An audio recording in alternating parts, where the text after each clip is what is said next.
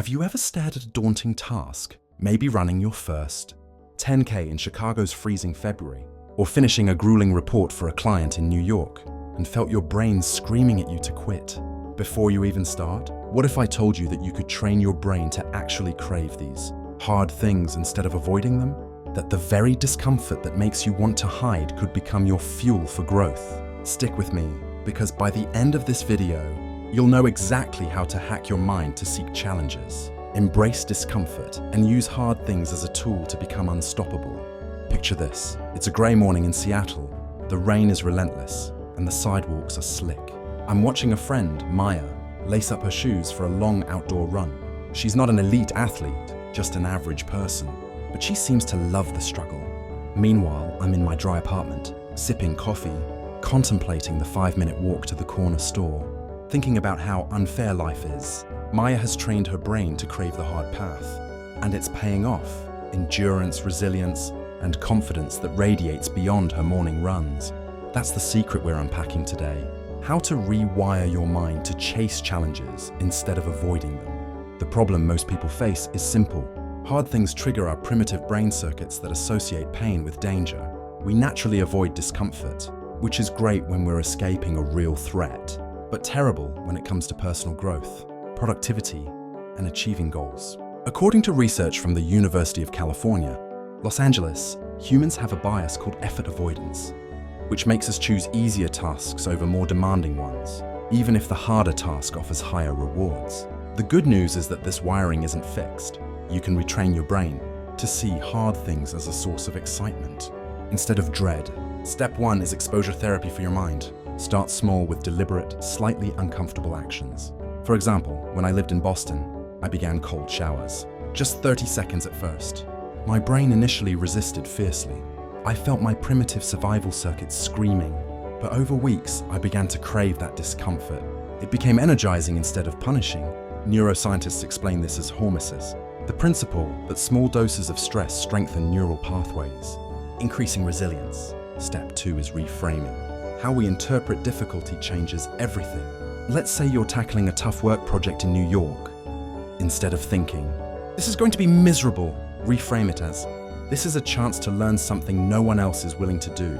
Research in cognitive psychology shows that reframing challenges as opportunities activates the brain's reward circuitry, releasing dopamine, the same chemical that fuels motivation and pleasure. Maya from Seattle reframed her morning runs the same way. She told herself, "This is my daily chance to become stronger." And her brain began anticipating the challenge rather than resisting it. Step 3 is ritualization. The brain craves patterns and predictability. When I was building a side project in San Francisco, I created a 90-minute morning routine: coffee, journaling, exercise, and then tackling the hardest task first. By anchoring hard tasks to a ritual, my brain expected the challenge daily, making it easier to dive in without hesitation. Studies in behavioral neuroscience confirm that rituals reduce decision fatigue and increase adherence to difficult routines. Step 4 is progressive overload, not unlike training at a gym. Don't jump from 0 to marathon overnight. Start with micro steps. Run 1 extra block, write 1 more paragraph, lift slightly heavier weights. This gradual increase creates anticipation and reward, teaching your brain that challenges are exciting because you can overcome them. Research from the Journal of Applied Physiology supports this, showing that incremental difficulty builds confidence and neural adaptation.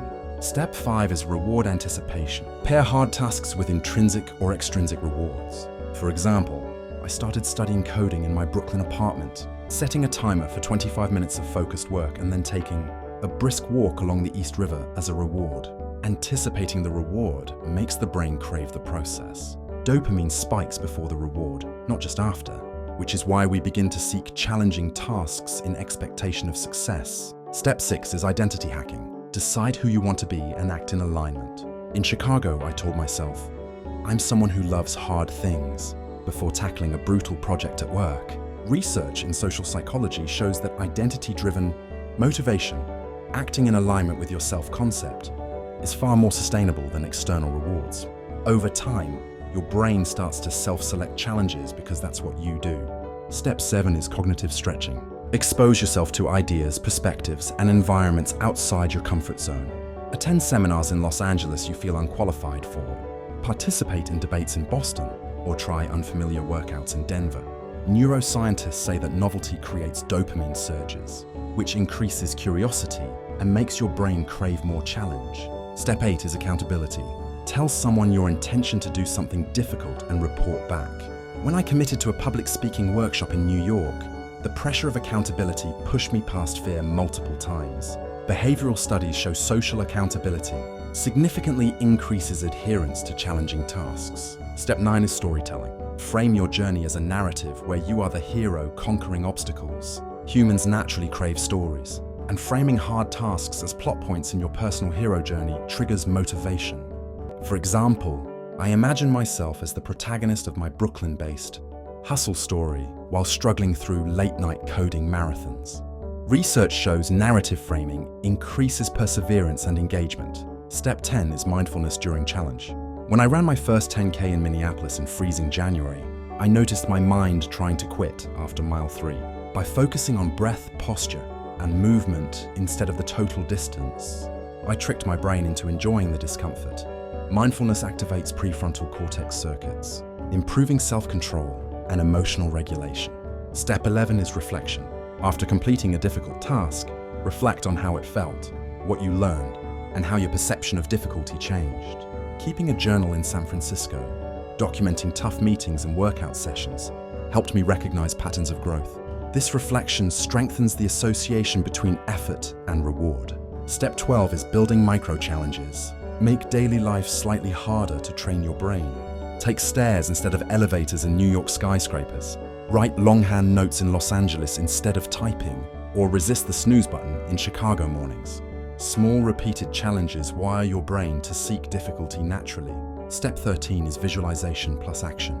In Boston, I visualized successfully completing presentations before walking into meetings. Studies show mental rehearsal activates the same neural pathways as actual performance, making hard tasks feel familiar and achievable. Step 14 is community immersion. Surround yourself with people who embrace hard things. I joined a cold water swim group in Seattle, and the shared culture of embracing discomfort was contagious. Social proof triggers neural mirroring, making us more likely to mimic challenging behaviors. Step 15 is breaking monotony. When you mix tasks, environments, and times of day, your brain stays engaged and curious. Writing a blog in a noisy Denver cafe instead of at home, or learning guitar while commuting in LA, increases the novelty factor, which encourages the brain to crave challenge. Step 16 is embracing failure as feedback. When I failed miserably at my first coding project in Brooklyn, I reframed it as data collection, not defeat. Research from Stanford shows that reframing failure as information strengthens resilience and increases willingness to engage in hard tasks. Step 17 is habit stacking. Link a hard task to an existing habit. For example, after your morning coffee, commit to writing 500 words.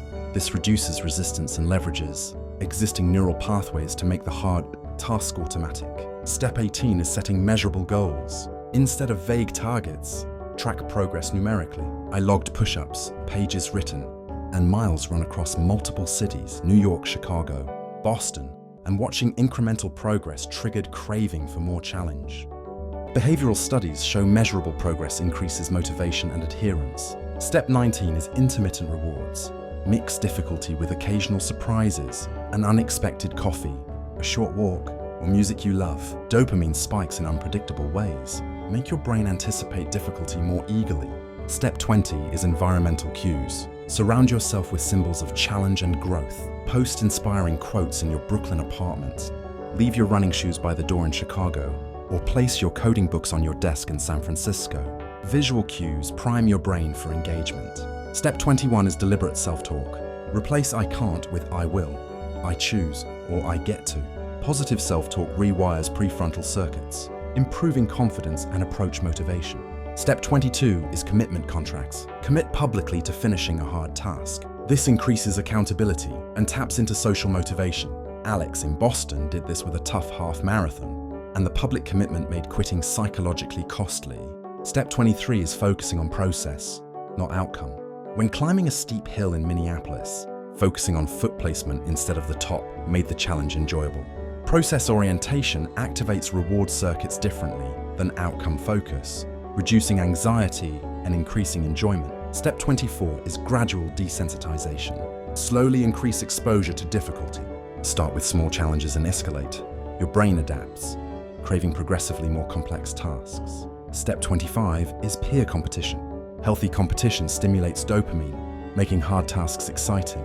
Running races in Chicago or coding challenges online create natural motivation loops. Step 26 is integrating play into difficulty. Gamifying hard tasks, tracking streaks, points or badges triggers the reward system. I tracked my writing streaks in New York and found the gamified system made even tough days enjoyable. Step 27 is accountability reflection. Share lessons learned with a friend or mentor. Teaching others the hard path reinforces your own craving for difficulty. Step 28 is embracing uncertainty. When tackling a new skill in Los Angeles, the unknown triggered fear initially, but repeated exposure rewired my brain to find novelty exciting. Neuroscience shows novelty seeking correlates with dopamine activity and risk appetite. Step 29 is gratitude for effort. Celebrate trying, not just succeeding. Recognizing effort releases dopamine and strengthens approach motivation. I kept a daily log in Brooklyn, noting each small victory over discomfort. Step 30 is repetition. Repeat all these steps daily. Neural plasticity shows that repeated engagement with challenging tasks rewires the brain to not only tolerate, but crave effort over time. Maya in Seattle didn't wake up one day, loving hard runs. It was consistent repetition that rewired her brain. Here's the truth. Craving hard things isn't natural, it's trained. It takes deliberate exposure, reframing, rewards, accountability, identity alignment, and repetition. Over time, discomfort stops feeling punishing and becomes a source of excitement, motivation, and growth. That's how you transform yourself into someone who seeks challenges, thrives under pressure, and builds resilience that lasts a lifetime. Start today. Pick one small, slightly uncomfortable action, commit to it, track it, and reward yourself. Your brain is hungry for growth, and you can teach it to crave the very things most people avoid. Watch the next video to discover the secret, morning routines that make tackling hard tasks effortless and addictive.